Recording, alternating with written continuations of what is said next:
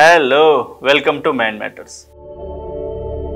మన దేశంలో ఇప్పటికే గణేష్ నవరాత్రి ఉత్సవాలు ప్రారంభమయ్యాయి. అయితే ఇంటికి అది కూడా కొన్ని కమ్యూనిటీలకు మాత్రమే పరిమితమైన గణేష్ ఉత్సవాలని బహిరంగ ప్రదేశాలలోకి ఎలా వచ్చాయి, దానికి నాయకత్వం వహించింది ఎవరు అన్నది ఈ వీడియోలో చూద్దాం. దానికంటే ముందు ఒక చిన్న బ్యాక్ స్టోరీ గురించి చూద్దాం. స్వాతంత్రోద్యమంలో మనం ముందుగా చెప్పుకునేది 1857 సిపాయిల తిరుగుబాటు. ఈ సిపాయిల తిరుగుబాటు ప్రారంభమైనప్పుడు మన దేశంలో గొప్పగా పోరాడారు. అంటే కులాలకు మతాలకు అతీతంగా అందరూ కూడా స్వాతంత్రోద్యమంలో పాల్గొని బ్రిటిష్ వారికి కంటి మీద కునుకు లేకుండా చేశారు. అప్పుడే బ్రిటిష్ వారు తీసుకొచ్చిన కాన్సెప్ట్ మతాల వారిగా వీరిని విభజించాలి. అప్పుడే హిందూ మతం ముస్లిం మతాన్ని విభజించి వీరి మధ్యలో ఐక్యత లేకుండా చేసి వాళ్ళు పై చేయి సాధించారు. అంటే 1857 సిపాయిల తిరుగుబాటులో వారిది అప్పర్ హ్యాండ్ అయింది. ఆ తర్వాత కూడా వీరు హిందూ మతంలో వర్గాల వారిగా, దాన్ని మనం కులాల వారిగా అని కూడా అనొచ్చు, కులాల వారిగా విడదీయడం ప్రారంభించారు. అయితే ఈ కాన్సెప్ట్ ని అర్థం చేసుకున్న లోకమాన్య బాలగంగాధర్ తిలక్ గారు ఒక ఐడియాని ప్రారంభించాడు.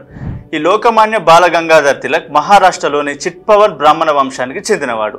స్వతంత్రోద్యమం కీలక దశకు చేరుకుంటున్న టైంలో బ్రిటిష్ గవర్నమెంట్ బహిరంగ ప్రదేశాల్లో మీటింగ్లు కానీ, చాలా ఎక్కువ మంది కొన్ని ప్రదేశాల్లో ఉండడం కానీ నిషేధించారు.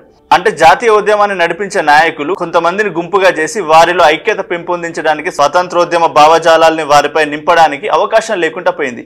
ఈ సమయంలోనే కేవలం ఇంటికే పరిమితమైన వినాయక చవితిని, అలాగే గణేష్ నవరాత్రి ఉత్సవాలని ఆయన బహిరంగంగా తీసుకురావడం స్టార్ట్ చేశాడు. ఇందులో చాలా కాన్సెప్ట్స్ ఉంటాయి.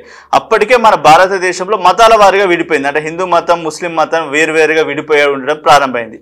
ఆ తర్వాత హిందూ మతంలో కూడా చీలికలు రావడం ప్రారంభమైంది కులాల వారిగా. దీనిని అర్థం చేసుకున్న ఆయన హిందువులందరినీ ఐక్యం చేయాలి. ఎందుకంటే అప్పటికి ఇప్పటికీ మన దేశంలో హిందూ పాపులేషన్ అనేది ఎక్కువ.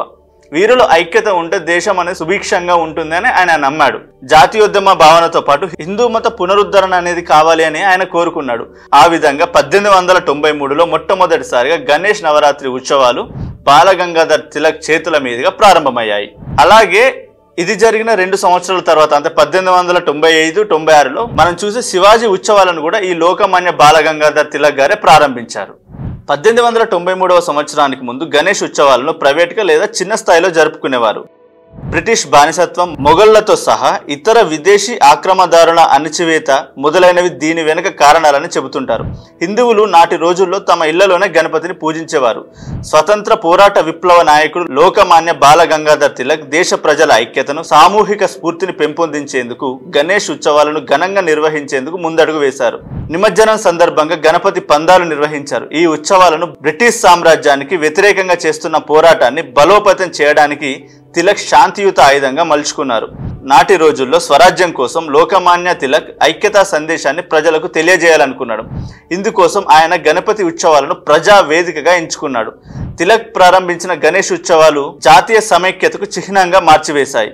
పూణె తర్వాత మహారాష్ట్ర అంతటా జరిగిన గణేష్ ఉత్సవాలు ఆ తర్వాత దేశ విదేశాలకు సైతం వ్యాపించాయి. స్వతంత్ర పోరాటంలో ప్రజా ఐక్యతకు గణేష్ ఉత్సవాలు దోహదపడ్డాయి. సో ఇది ఇవాల్టి వీడియో. మీకు ఈ వీడియో నచ్చిందని అనుకుంటున్నాను. మరొక మంచి వీడియోతో మళ్ళీ కలుద్దాం. Thank you.